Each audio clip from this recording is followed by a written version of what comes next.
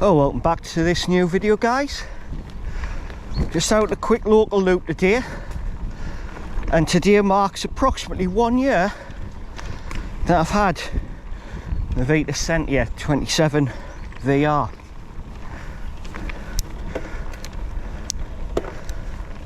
So while I'm on this ride, I'll give you a little bit of a review and what I've thought of the bike and any issues I've had. The good points, the bad points, and what my plans are for the future. So stay tuned.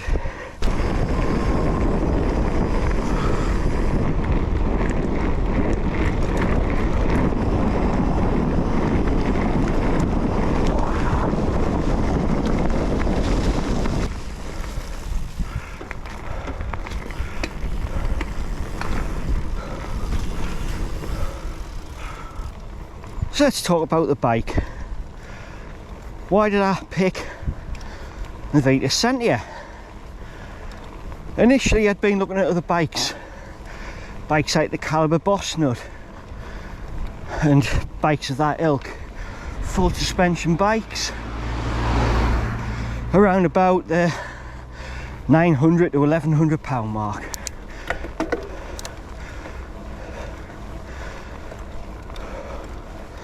But looking at the components on those bikes, I soon realised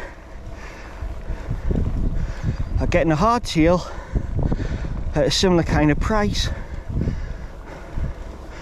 would get a far better component package. I do apologise for the out of breathness, but that was quite a steep little climb there. So the bikes I was looking at along with the Sentier were lower end models of the new Proof Scout, Ragley Marley, a couple of bikes from On One, all hardtails, retail in between that price tag of about, well, let's say 800 up to about 1,000 or 1,100 pound. One bike just seemed to stand out, and that was the Vitus Sentier VR. One of the big points of this bike was the suspension fork, which is the Marzocchi Bomber Z2. And on this bike, the 27.5-inch wheel bike, that's 140mm of travel. Now some of those other bikes I looked at were only available in a 29er, and having ridden a 26-inch bike for virtually all my mountain biking time, I felt 27.5 would just be a nice little step up and possibly suit my riding type a little bit better.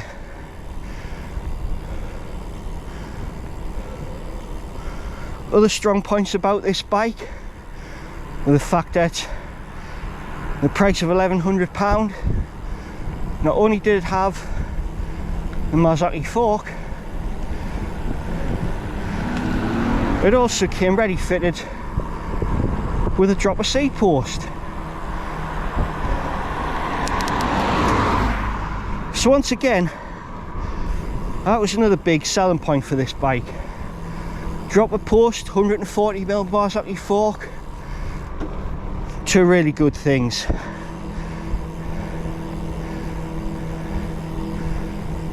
Next big selling point, the gears. This comes with Shimano Dior.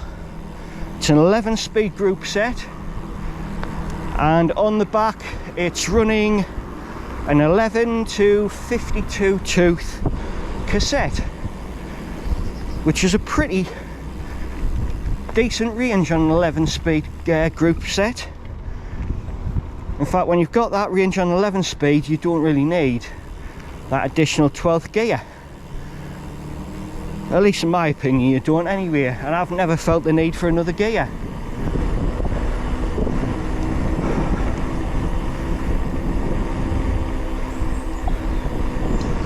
I'll stop off here. I've got geocache to find. So I spoke about a few of the points that steered me towards this bike. The next thing was finding one in stock.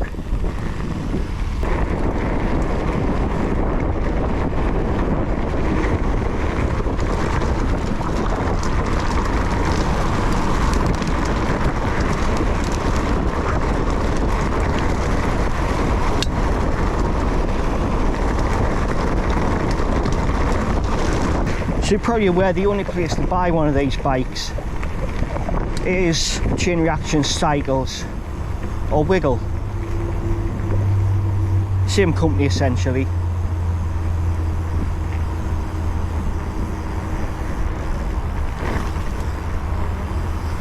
Now run up to Christmas 2020, I knew I was getting close to having the money in place. So at that point, I added my email address onto the Chain Reaction Cycles email alert system,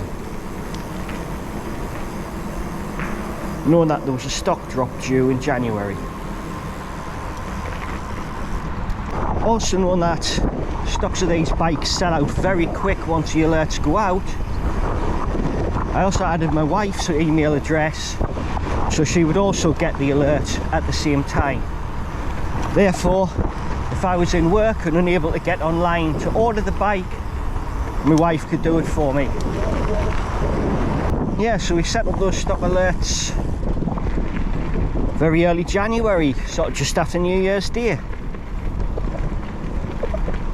About a week or so later, I finished work, checked my phone. There was a series of text messages, WhatsApps and emails, a mixture of the stock alerts from Chain Reaction and frantic messages from my wife to tell us, don't order the bike, I've already ordered it for you. About 6 or 7 days later, the bike arrived. Now if you go onto the various Vitus groups and various Facebook pages and things like that, you'll see all kinds of horror stories. Vitus bikes arriving in boxes ripped open, damage to the forks, damage to the wheels, all kinds of carnage. Also massive delays on the bikes, getting held in places. Personally, I didn't experience any of that.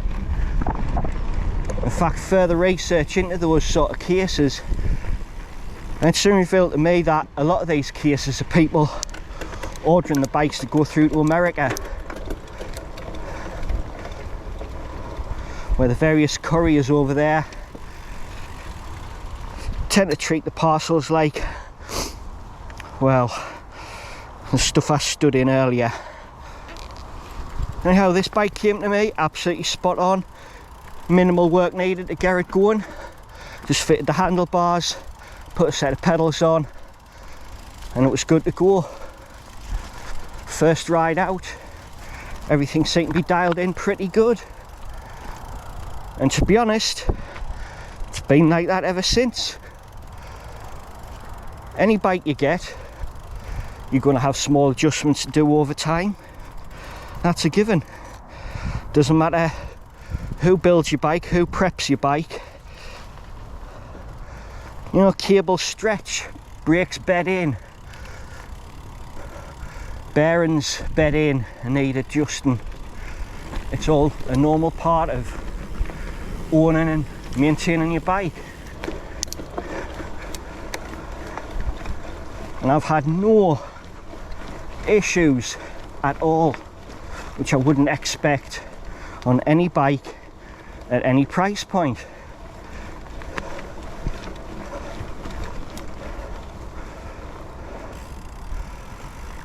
So that's a bit about why I chose the bike and my experience of bike being delivered.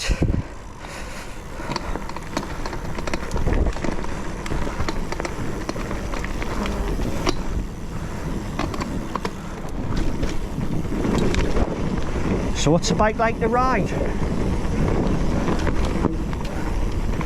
well, I would say pretty good.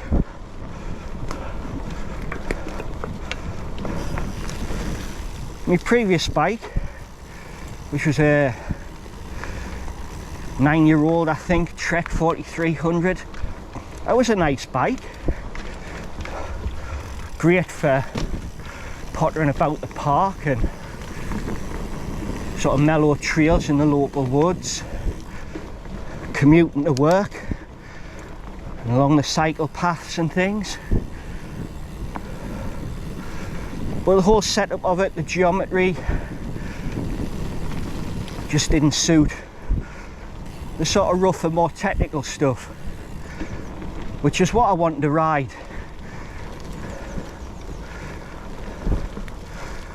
This bike, however, has never let us down.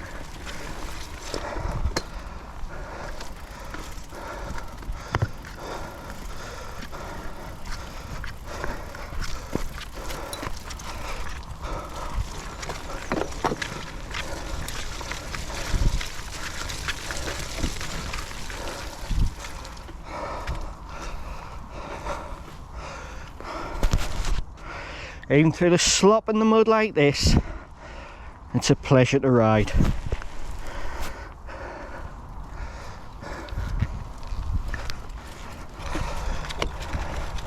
Yeah, so as you'll have seen over this year, if you've watched my videos, most of my rides have been sort of this kind of thing, round the local area, through the woods, along by the river, in various conditions.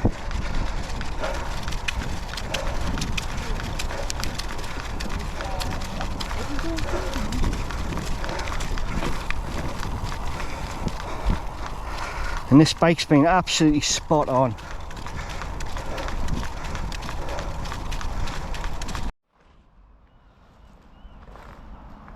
Yeah, so as I was saying, for my type of riding, which is generally local woods and the occasional jaunt to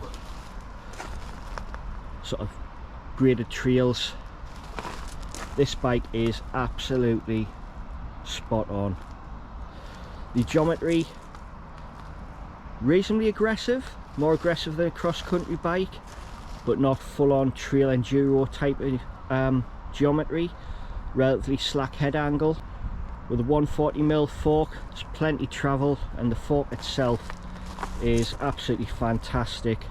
Nice and responsive. You can lock it out or have it sort of firmer for the sort of smooth stuff, and then have it nice and plush for when you're hitting the more sort of gnarly rough terrain.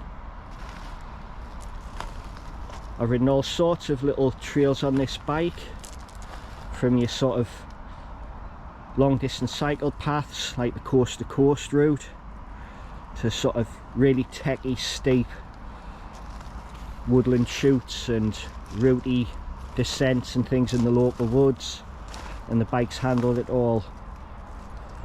The only thing holding back is me, the rider. I'm sure the bike's more capable than I am, and again, with this next year I hope to improve upon that and ride a bit more challenging stuff.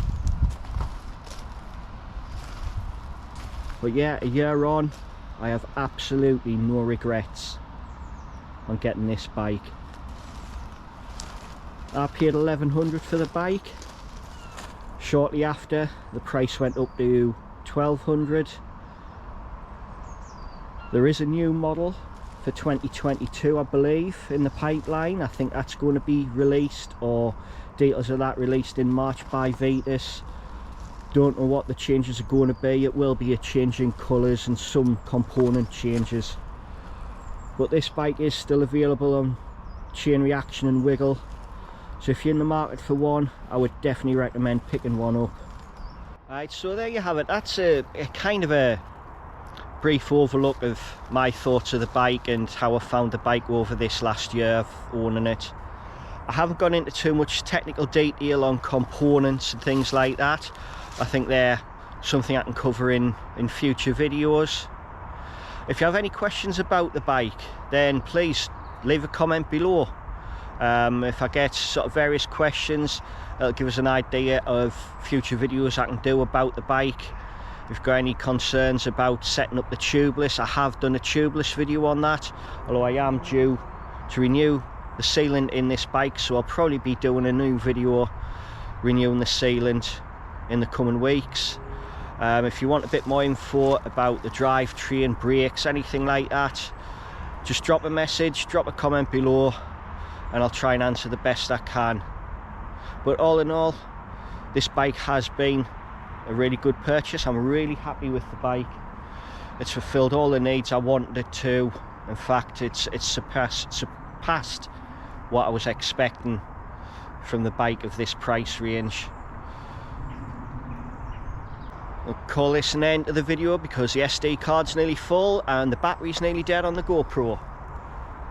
So if you like this video, hit that link, hit that like, hit the subscribe, and you'll get notified of further videos. Drop a comment below if you've got any questions about the bike, and I'll see you in the next video. Thanks for watching. Bye for now.